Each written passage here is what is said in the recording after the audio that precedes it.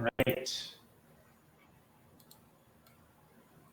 Cool. So we have a few people here joining us already.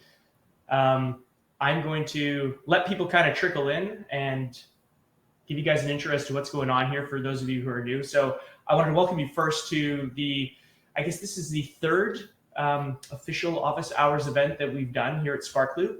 And my name is Dylan. I'm really excited to host this event for you. And alongside with Daniel Hoeft here, who's our growth guru. Hope you're comfortable with that term, Daniel. Yeah. From the Daily Upside. Yeah. And so, sorry, go ahead. No, that's okay. I was going to just say I'll let Daniel do a really good introduction for himself in a minute. But for those of you who are new to these office hour events, how it works is we basically bring in an industry expert like Daniel here, who is going to basically come in and answer all of your questions. So anything you have relating to basically scaling a newsletter, as Daniel has done. So growing and potentially even some monetization questions might hit the floor to you, Daniel. But really what we want this to be is an interactive chat where you guys can ask an expert your questions. So please say hi in the chat. Let us know where you're watching from. I'm out near Vancouver, Canada. Daniel, whereabouts are you? I live in Milwaukee, Wisconsin. There we go. Cool. So sort of the West Coast, sort of central time, and I'm sure we've got people all over the world joining us. So Daniel, I want to give you the mic and just give the people who are trickling in here a little bit of information about what you do, how you do it, and we'll go from there. Yeah. So thanks everyone for hopping on. Super excited to be talking with Dylan.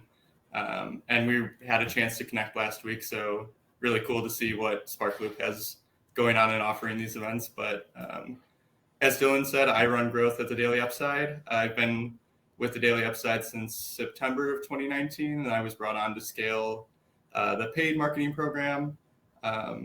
Before that, I worked for a direct-to-consumer wine company doing media buying for them. So I did some media buying on newsletters, podcasts, some YouTube, and really discovered from an advertiser side, like the value of working with newsletters. Just high level, we saw like really good lifetime value for a lot of the newsletters we worked with when I was there. And that's actually how I got introduced to the Daily Upside, and then ended up making the leap over to helping their marketing. But yeah, this is a little bit about me outside of work. I do a lot of running, I skateboard, I golf, so try to stay outdoors when I can. And as I mentioned, I live in Milwaukee, so try to enjoy the warm weather when it comes around. We're getting there with, I guess, like spring right around the corner. I can relate to that, being on the west coast of Canada here. Things are starting to finally sort of go green and a little bit warmer. Don't have to wear a heavy jacket when we go outside, yeah. So that's awesome. Okay, cool. So thanks for the intro, Daniel. Very humble in your intro. Like Daniel is, I said growth guru at the beginning, but he really has helped really blow up the Daily Upside over the last 18 months. So he's here to answer your questions about that. I have, I guess I kind of want to ask you, Daniel, sort of just to kick us off. How did you do it? How did you grow the Daily Upside from 120,000 subscribers when you started about 18 months ago to just shy of a million subscribers? Like that, to me, that's just kind of like mind blowing. And so could you give us a little bit of a background as to sort of what you've done or some of the strategies you've used that have kind of got you guys there? Yeah, just like high level, a lot of fails, I would say. Definitely had to test a lot of different marketing channels and see where we would get the highest quality engagement for a low cost per lead. And then also like building out some more organic channels as well with like Twitter and Instagram. But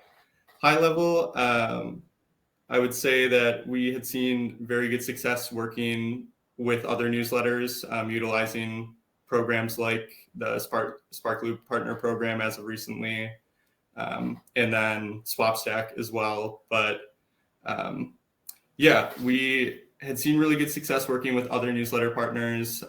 We do a little bit of work with other creators on other channels that relate to finance. So on Instagram, we work with quite a bit of finance creators, and then some on YouTube as well.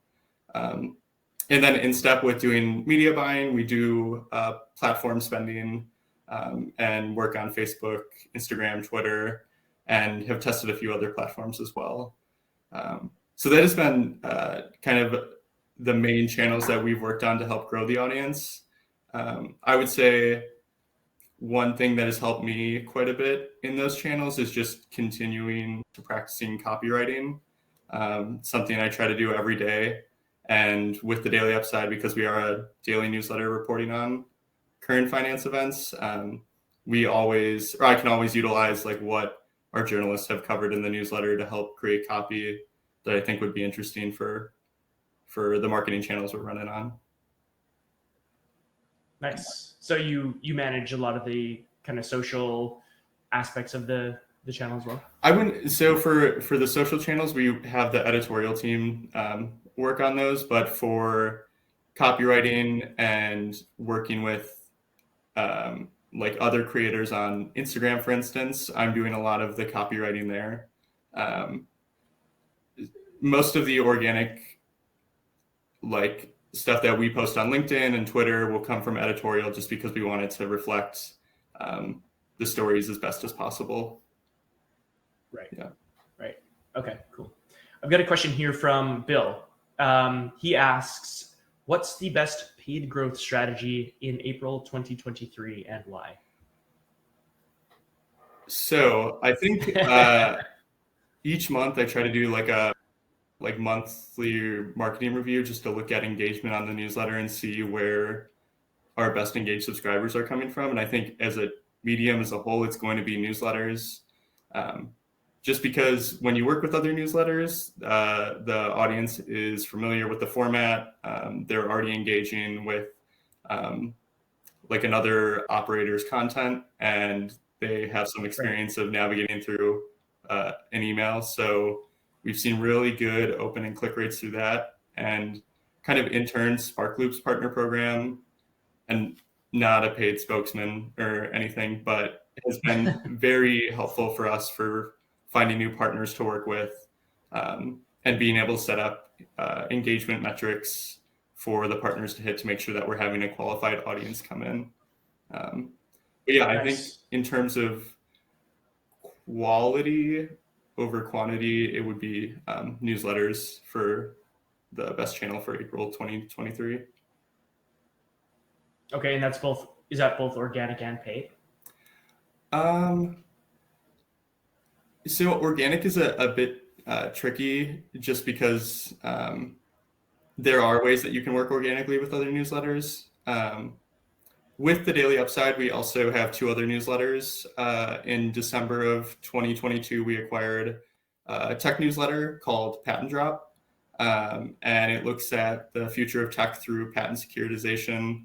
And it's a really seems niche, but it fits a broader audience. So we acquired that, and it's currently at 25,000 subscribers. And then we just launched another newsletter last month called Power Corridor, which focuses on the interplay between Wall Street and Washington. We brought in, her name is Leah McGrath Goodman. She has 2 decades of disruptive journalism experience covering politics and money, and is the editor of Power Corridor. And with those newsletters, we have worked a little bit more organically, just because the audience size is still quite a bit smaller than the Daily Upside. So we're able to partner with other newsletters and work in a more organic way.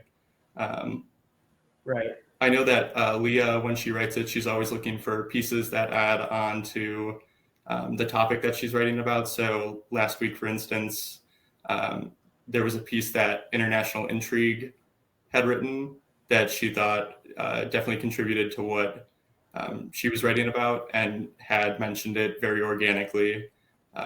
And we have a relationship with International Intrigue, so just letting them know that we're mentioning it and trying to work if there's a way in the future that we can work something out. But I think it's important for if you are a newsletter operator to read other newsletters, find ones that you very much enjoy, and then reach out to those people and try to barter to see what's a way that we can work organically, whether it's like working and liking and commenting on each other's Twitter or mentioning each other in newsletter.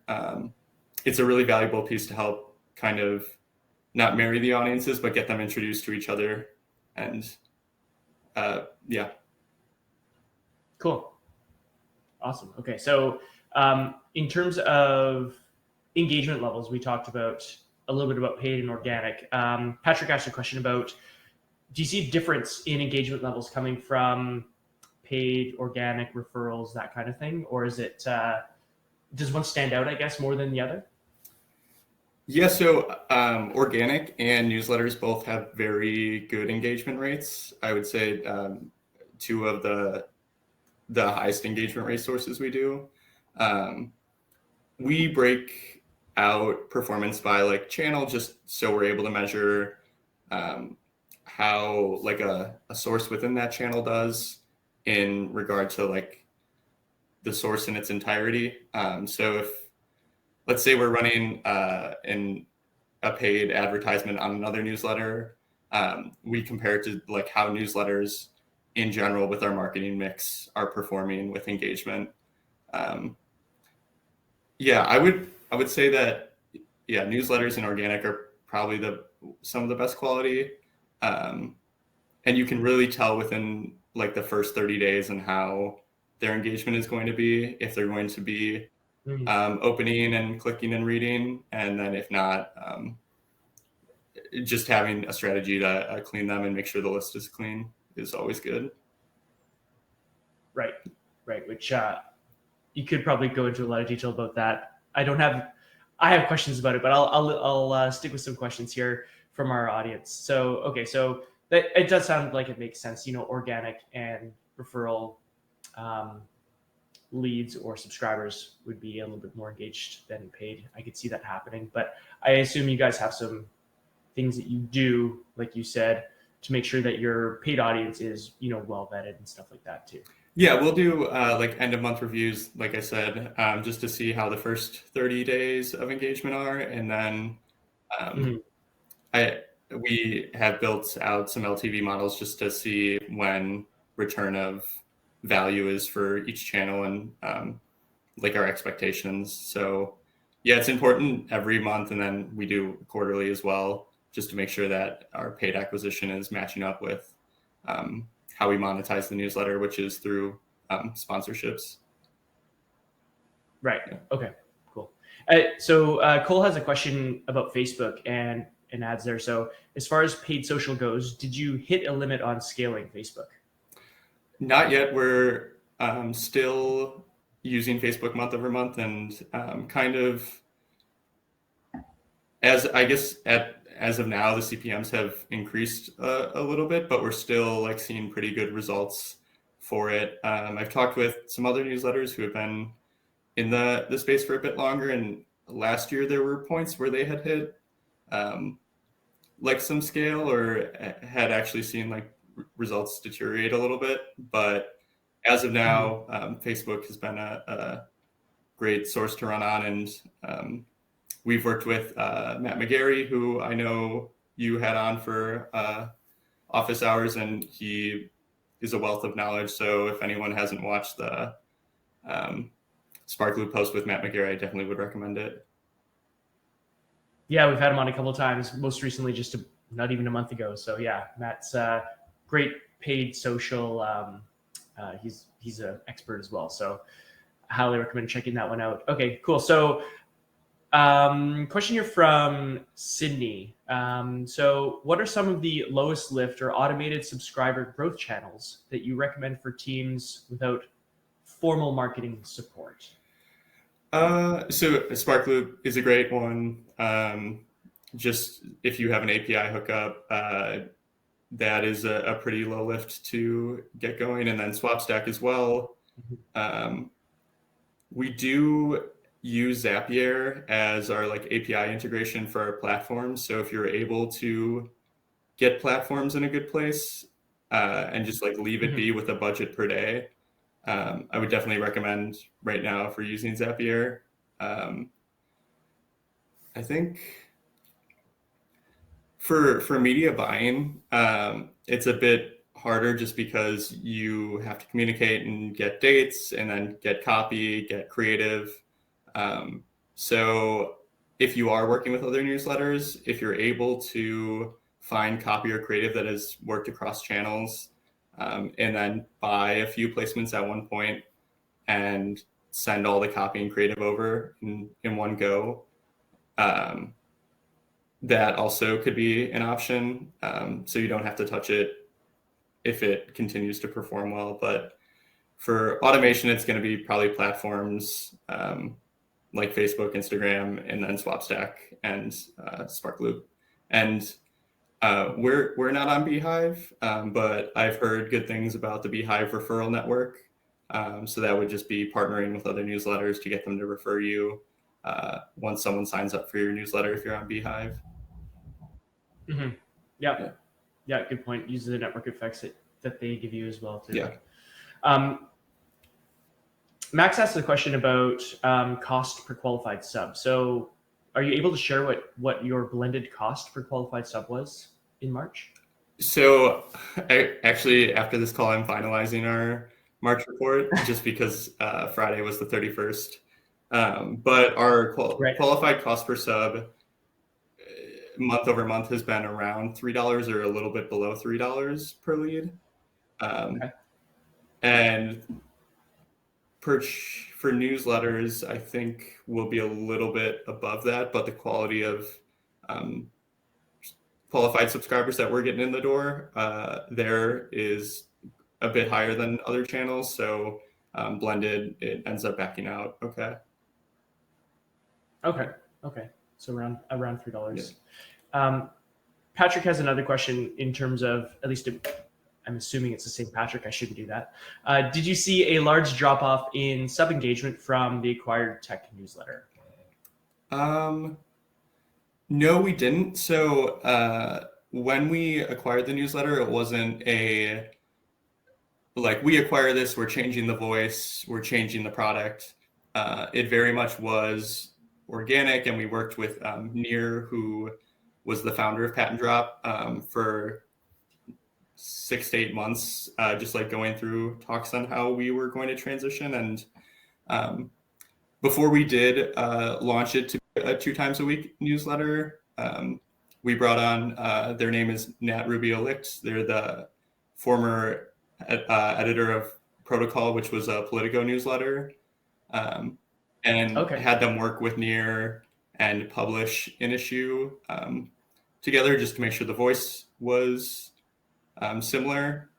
And then we did make an announcement in January with the first issue, and we're still seeing open rates there, like 50 to 60%, and engagement with the content that we're creating. I don't know if anyone has seen Pat and Drop, but it's visually very stimulating just because you're able to see like the visuals of what the patents look like. For instance, we had one on Apple the other day, and it was just very interesting, like the drawings that they have to come up with. And yeah. I'll share a link here in the chat if anybody wants to check out Pat and Drop. It's on Substack, and that actually kind of leads to another question here. Kevin asked, what are the main advantages or disadvantages of using Substack? So pros and cons. The pro, I guess the pros is that it is like a very well-known publication. I don't know if anyone is a fan of Succession, but Substack was mentioned in the first episode of this new season a couple weeks ago, which was interesting. But it is definitely like a hub for people who have career journalism experience that go off and then want to do their own thing. So with us having Power Corridor and Leah's experience we definitely think it was the right move to launch the newsletter on Substack. Additionally, Patent Drop, when we acquired it, was on Substack, so just keeping it there to make sure that we're fitting the voice still, but also the format that the audience is used to. So there is this network that we can utilize there. They also have the recommendations feature. And for some difficulties is just with being able to get attribution with some of the, I guess with the Substack build. If anyone is not familiar with Substack, you're very limited on what you can do for like marketing tracking or tagging people coming in. You are able to set up a pixel on the site just to see where sources are coming in if you set up like UTM parameters. But yeah, I would say just some of the struggle on my end has just been the marketing tracking, making sure that when we are media buying or spending for those newsletters, that the cost per lead is backing out and everything is attributed correctly. Yeah, I can see that being a challenge. I have a little bit of experience using Substack, and I know there's definitely some limitations there. Are there plans to? I mean, you can't. Tell us what you can, but are there plans to move off Substack, or is it something you're just kind of sticking with for now as you go? Yeah, we're sticking it with it for now. That's not to say we may migrate it over in the future. For we use Campaign Monitor as our ESP for the Daily Upside, so it's not out of the conversation that we bring it in-house and then have everything under Campaign Monitor, but we're happy with Substack right now. Cool. Yeah. Short asks a question. How is the growth from your partnership with Motley Fool? Yeah. So for those who don't know, I joined a little bit after we hit 100,000 subscribers, and previous to me joining, some of that growth was attributed to our partnership with the Motley Fool. So Pat, founder of the Daily Upside, initiated a marketing partnership with them where we were able to syndicate on the Motley Fool, and then both our stories, but then also through some of their marketing programs as a free resource for people who are potentially looking to sign up for the Motley Fool. And we had seen initial growth through that. For currently, we see a lot of growth through other channels. So it was a bit before my time at the Daily Upside where it was a very big partnership, but yeah, it definitely helped with the initial growth. And so that partnership, did that end then after you guys were no longer partnering with Motley Fool after you get joined? Is that correct? No, we still partner with them, but just at the scale that we work on other channels. It's not a main, not like a main marketing driver in comparison to like the other newsletters that we're spending with, like in our platform spend month over month. Okay. Yeah. Okay. Roy has a question. For small newsletter just starting out, what are some good metrics as far as onboarding new subs in the first 6 months? What should they aim for? So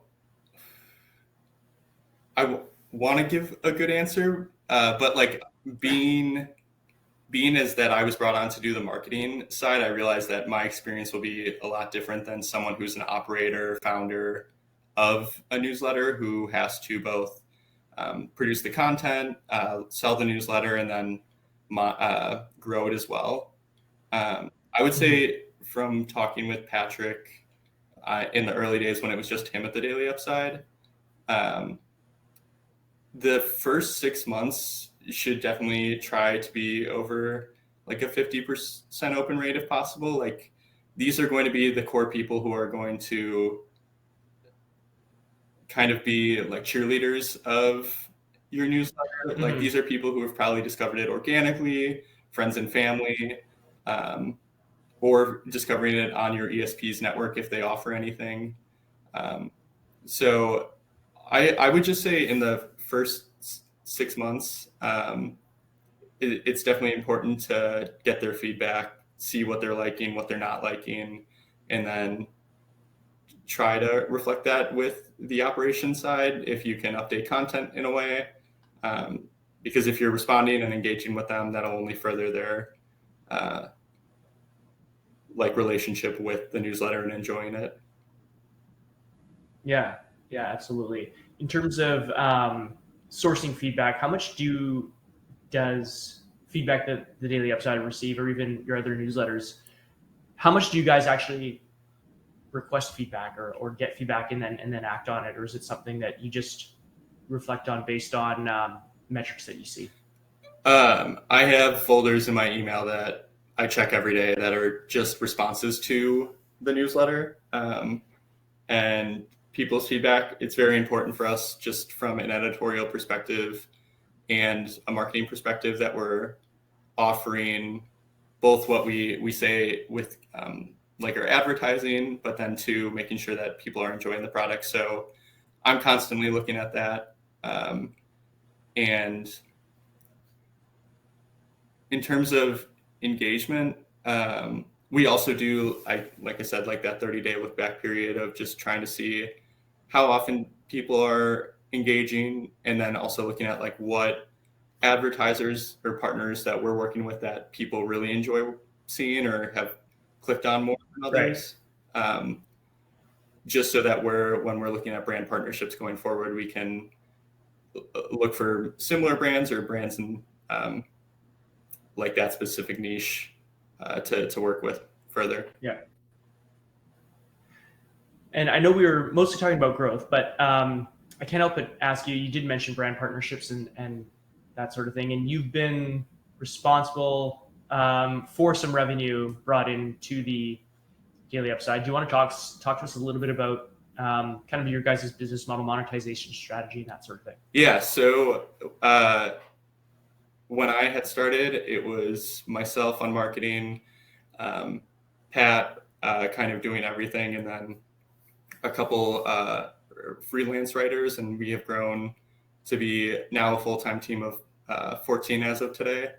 Nice. But in that time, as I'm sure anyone in the startup world will tell you, you will have to do things that you have not done before. And for me, that was helping with some of the selling of the Daily Upside. And I think where I was most helpful, or like have been helpful with kind of finding brand partnerships, is in the D2C space, just because I had worked in it previously. I understand what those partners are looking for, what performance looks for them for like a CPA basis or a ROAS basis.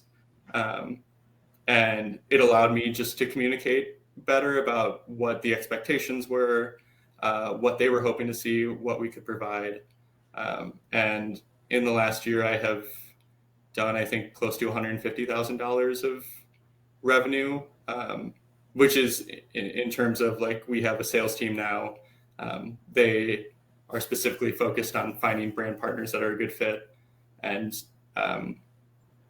growing the revenue as we grow the audience. But yeah, I think it was helpful for me to learn a bit more on how we should position ourselves with our brand partners. And then also just on that note, with running marketing, I feel like it did give me like some insight that maybe someone who's specifically on sales doesn't have in like maybe another company or something, which is that I'm able to see like where our subscribers are coming in from, how they're engaging, what they're engaging with. So it really lets me tell the story of like, these are the places that we're acquiring or bringing in new subscribers, and they want to see more products like it could be like a finance platform, or it could be they're looking for like a software solution, a B2B partner, or it could be like a wine company, water company, lifestyle apparel. But it's allowed us to be transparent about like where we're bringing in people from for our advertisers, so they can see that we're trying to attract the right audience for their placements on the daily upside. Yeah, that helps a lot when you have good alignment with the sponsors and the content that people want to see. Patrick has a question. Do you see engagement, as in like opens and clicks, of a subscriber despite the source channel? Do you see them decline over time? So if so, what does that decline look like? Like slow decline month over month, or steady engagement and then abrupt drop off after, X amount of time? Let me know if you want me to repeat that. No, I think I got it. I think, okay. So again, it kind of depends on channel, but the first month indicator will be like a really good, step of seeing where like people are going to go. Like if they come in with lower engagement, like open rates below for us, like 35%, we can kind of tell like, they'll probably fade away within the first like 3 to 6 months. But if people are coming in strong and are engaging and clicking in the first month, it could be like at least, I still look at subscribers that came in during my first couple months here, and they're still engaging at like 40% open rates and like anywhere from like 4 to 6% click-through rates. So it really depends. I think looking at the first 3 to 6 months is very important when defining like, should I keep running on this marketing channel? And if they aren't engaging or there's a drop off after 3 months, like is my paid acquisition dollars better spent somewhere else? Yeah, absolutely. That makes sense. And that kind of sort of answers that question we had earlier too about kind of initial metrics and stuff for subscribers.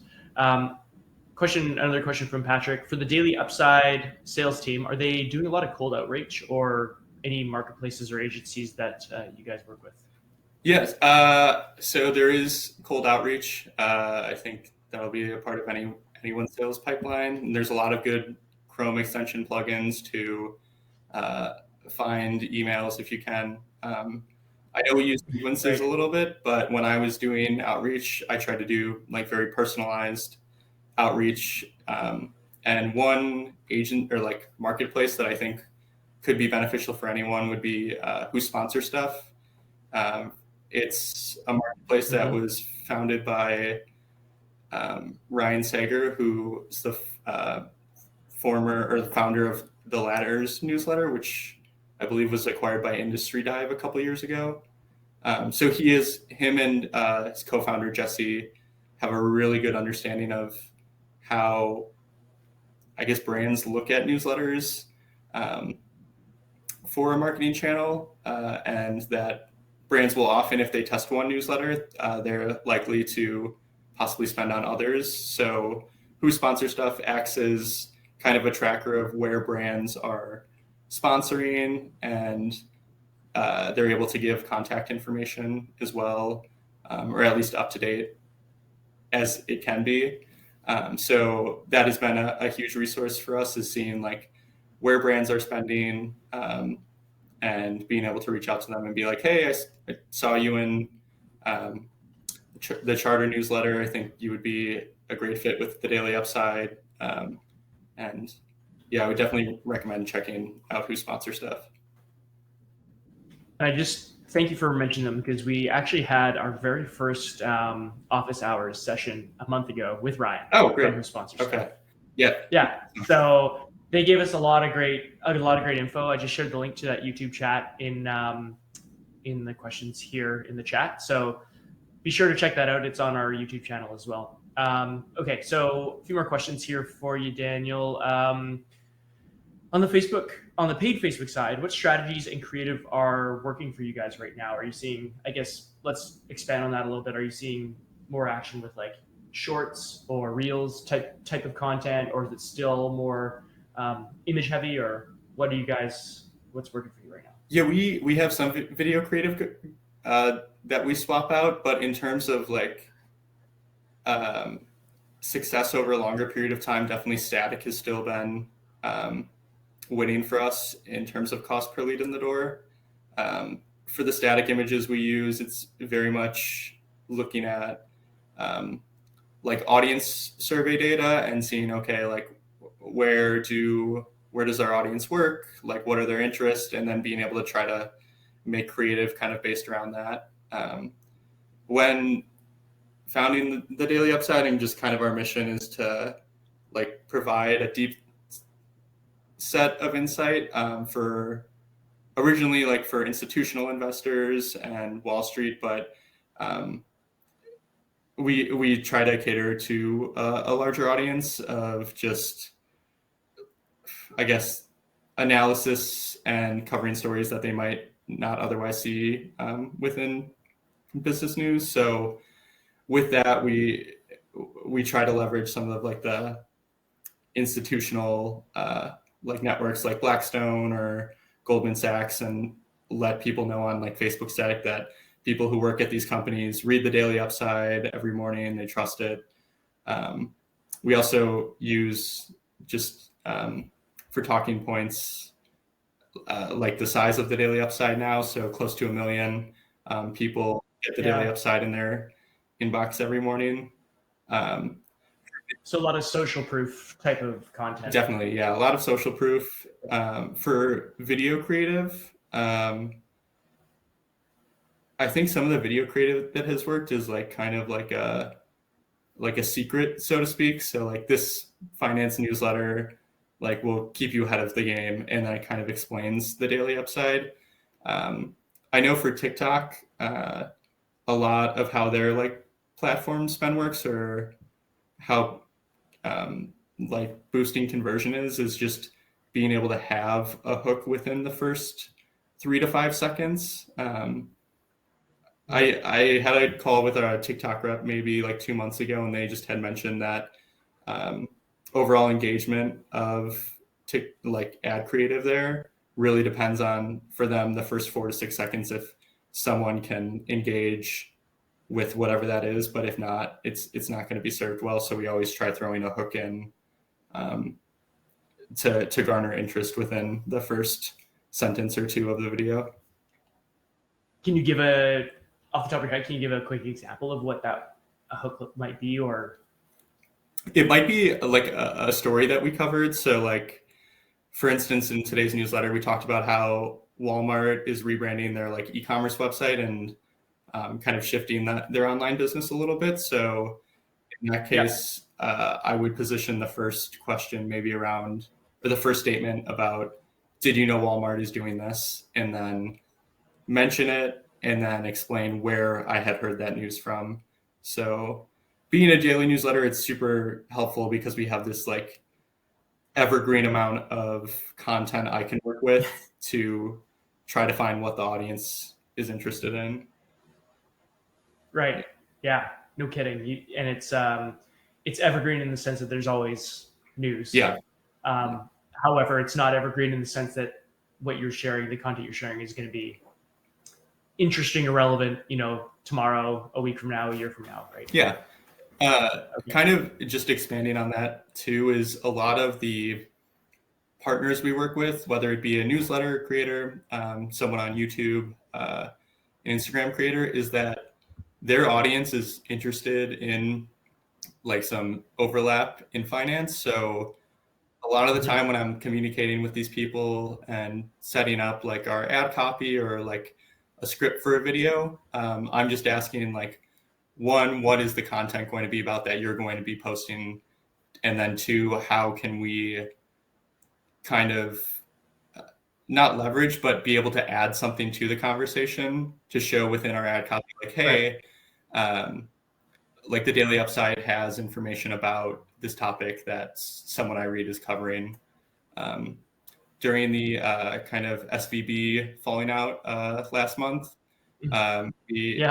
we had written quite a few pieces on it, and through that we had a couple partners on YouTube that we were able to they read the Daily Upside on their own, which is always a plus, but like we were able to like make our integrations with them very organic, where we were able to provide a greater depth of knowledge on the topic.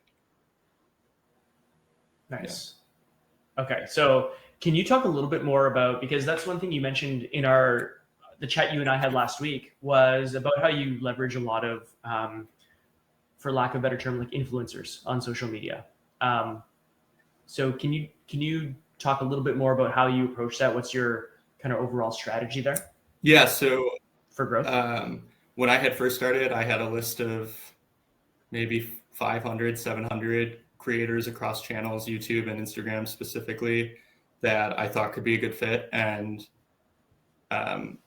for YouTube, they have a business inquiry email section in their like about section of the YouTube page. So you can find their email and cold outreach to them. So I was doing a lot of that. And then for Instagram, just DMing creators and being like, hey, this is who we are. Would love to work together. And then I always offer just our most recent piece of content so they can get an idea of like how we write and if there is a good fit. And then during the relationship, if they respond back and we communicate with each other, I'm always trying to be very transparent about what our marketing goals are, what we find value at for like a cost per lead. And I found that to be, I mean, the way that we've set up like year partnerships or like long-term relationships is just being transparent about like what we're trying to see, what we're currently seeing in the space around them for like pricing and cost per lead, and just letting them know like, I guess like what we need from our end, and it's usually received very well. Okay. And so you do structure longer term contracts, and then I assume with the newer influencer, do you have kind of a trial phase or phase? Yeah. So for newer influencers, I always just ask engagement metrics, like what they're looking for pricing. And then I will go back to see like where we're currently seeing pricing and be like, look, this is kind of where we're seeing performance. I would love to do like a one-off test and then see how performance is, and then we can circle back from there. And that's usually how I think that's probably like 90% of our creator relationships have started that way and then turned into longer term, like 3 month, 6 month, year relationships. But yeah, I think it's important for when you are testing a new source, just to be, if you have experience and kind of can know where performance should be, to just be honest with them and see if they're open to doing a one-off placement. Okay. Yeah, I think that makes sense. I'm curious about, actually leading up on that question, one just came in. How do you structure those influencer relationships? So like your payment model, performance expectations, is it pretty consistent across the board? No, it's not like a one size fits all. We have partners we do cost per lead relationships with. We have partners where we do a flat fee. And then we also have partnerships where we do flat fee plus CPM payout for every 1,000 views. Okay. So yeah, it's really creative. And we want to get to a place where we can both try to meet pricing that the like creator is looking for, but then also that backs into our own. So that oftentimes is just trying to find a happy medium between the two. Right. So making sure there's, I guess, no one's going to be left holding the bag, right? At the end of the day. Yeah. There's going to be wins on both sides for that kind of a structure. Okay. That's good to know. In terms of paid social, we talked about Facebook a bit. How has your experience been with other, and I guess we did talk about TikTok, but I'd be curious to hear like, what kind of spread are you doing in terms of, say, LinkedIn, Twitter, Facebook, or the Meta products, and TikTok, and YouTube even? Do you guys work with YouTube ads much? I know you do influencers, but what's your, I guess my first question is, what's your general kind of spread or percentage of paid social advertising? And follow-up would be, what are you doing on YouTube? So for paid social advertising, we're mostly spending on Facebook product or Meta products and then TikTok. for what we've seen for engagement and performance for TikTok, I would say it's a bit lower than what Meta products have offered, just in terms of open and click-through rate. And I think that could partially have to do with just the creative being video, and it doesn't necessarily translate to a newsletter product directly in how they're receiving content on TikTok. We've worked on Twitter a little bit. We're currently working there. And we're thinking about positioning ourselves on Twitter a little bit differently than rather having like our core newsletter be the thing drawing people in. We're possibly looking at leveraging the content that we're creating as we do more original reporting and having people engage with the content and then sign up for the newsletter. But I think Twitter right now is a pretty good place for newsletters to test. Previously, I had not heard of people getting under like a $5 cost per lead, and now I've seen people getting $2 to $3 cost per lead. I think for us, we're around like a $3.50 cost per lead. So I definitely think Twitter is now like maybe in a place where newsletters can start working on it more. Some good examples of newsletters who've been killing it, I think, are TLDR, which is a tech newsletter. They have great ads on Twitter. And then I've seen Marketing Max's newsletter on Twitter, and I follow him, so I've seen that they had great success there.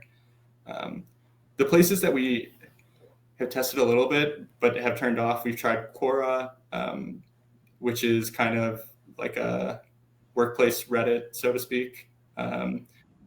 We haven't tested Reddit. I would be curious about how we would do there. I know some newsletters. There's this tech one called Quastar Tech that organically is growing a lot for Reddit, just contributing to different threads like data is beautiful and stuff within like the data Reddit side. I would be curious if there's a place that we can go there, but for LinkedIn ads, we don't run them. LinkedIn is expensive. How come? It's so expensive. We do post organically there. So our editorial team will repackage like things that were in the newsletter and then post them on LinkedIn. I think the brand that has done that the best is probably Front Office Sports. They have a huge following on LinkedIn and have really been able to leverage their organic posting on there. The thing I would say with LinkedIn is that they, as a platform, do not have enough content to continuing cycling. So like, I'm sure I'm not the only one who's seen like a post from 3 weeks ago show up in their feed, and it's because they currently don't have enough people posting on the platform. So I think they're, in terms of newsletter operators who are looking for quick wins, I think that posting on LinkedIn and just starting to continuing to do that will be super helpful with growing the audience. I know Jack Rains, who runs Young Money, which is a finance newsletter, has done really good work on LinkedIn and growing his audience. And then so has Nathan Bao, who is the creator of World Builders, which is a storytelling newsletter. I would also recommend people to read both of them.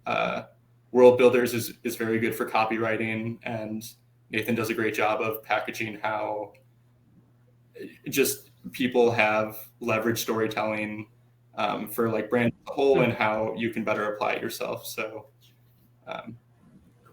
and then finally, to get to YouTube, we don't run like YouTube CTV ads.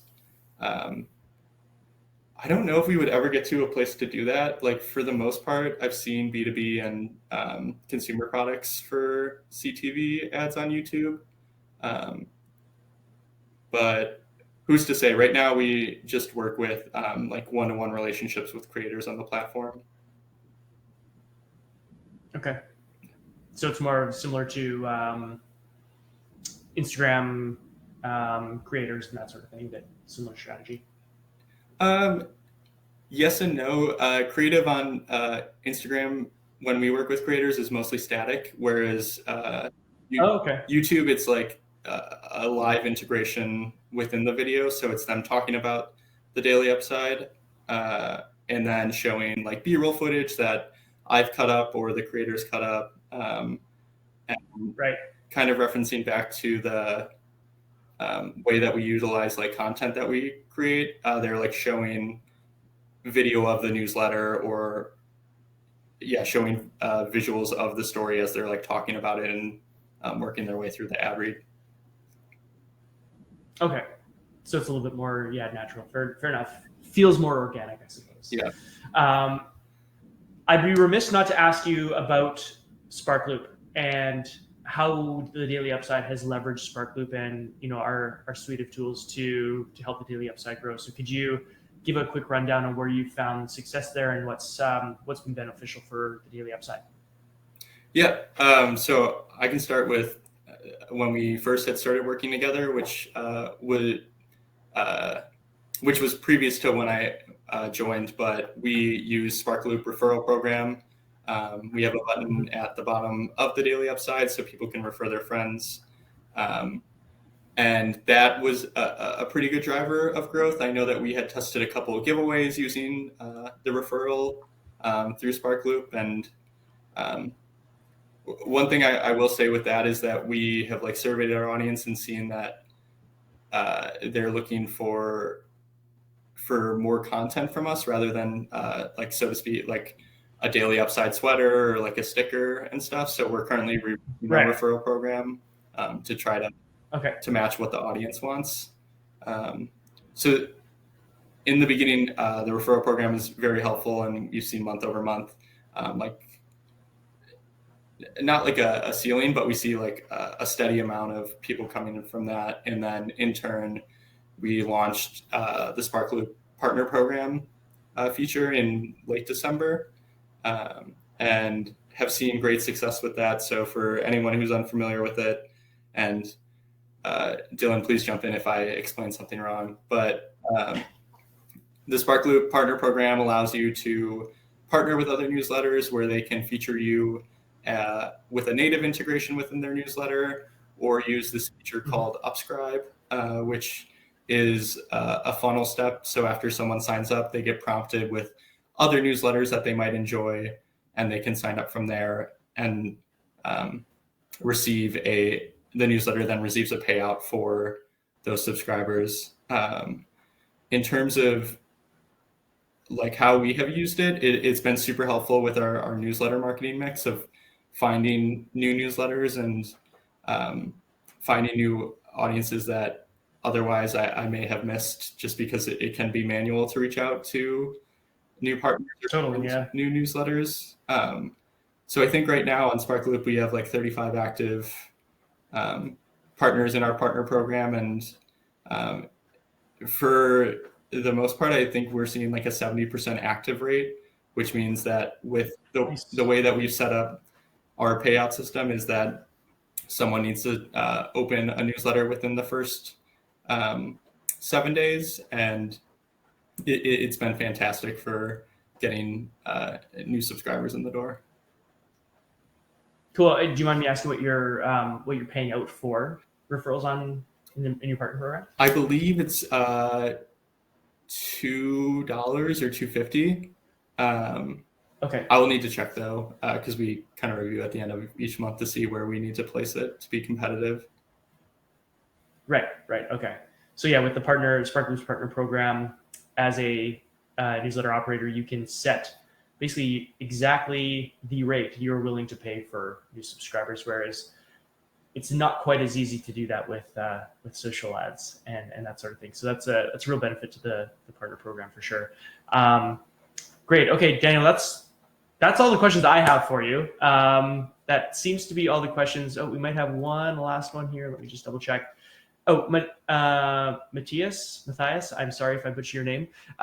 He asks, do you have any examples of what creative works good with influencers on Instagram? And do you prefer stories or feed posts? I guess you kind of answered that a few minutes ago, that you do more static, I believe, but yeah. I'll let you answer. Yeah, so we do static, and story posts have been the most beneficial for us, just in terms of like impressions and cost. But the creative that we do is very similar to what we run with other newsletters. So it's can be very content heavy, and it basically follows just like basic copywriting principles of setting up a problem, kind of giving some background, and then introducing the daily upside as the solution, and then ending with like a not like a bandwagon, but showing that there are close to 1 million people who subscribe to the daily upside, and then offering a sign up link. So if you work with other newsletters or have previous ad creative that has worked on with your newsletter partners, I would just go into Canva and just get creative and try to translate that over to a couple Instagram slides. Okay. And so, sorry, you did say you do stories as well? Yeah, we mostly do stories as the mostly. Yeah. Okay. Cool. Daniel, this has been awesome. Like I said, we're up against time anyway, so I want to thank you for hanging out with us for the last hour or so. And if you want to do any last plugs for the Daily Upside, where people can even follow yourself or you're active, just please feel free to share, and we'll link those up too. Yeah, I'll put my Twitter handle in here. I'm not very active on Twitter as I could be, but thanks everyone for coming. If you want to check out the Daily Upside, I know that Dylan has the links for the Daily Upside, Patent Drop, and Power Corridor. And if I can be of any help to anyone in the future, happy to chat one-on-one. But yeah, I'm super excited for what we have planned this year, and helping to work to grow out Patent Drop and Power Corridor, and continue the growth that we're seeing on the Daily Upside. So, yeah. Awesome. Cool. Well, thanks again, Daniel, for coming. Thank you, everybody who came and stuck around and asked questions. We appreciate it. We'll be having another office hours soon, so stay tuned to your inboxes. And we'll also, as everybody always asks, we'll be sending out a replay of this in the next day or so. So you can expect that in your inbox too. Thanks, Daniel. We'll appreciate it, and we'll talk soon. Have a great rest of your day. Cool. All right. Thank you, Dylan. Thanks, everyone.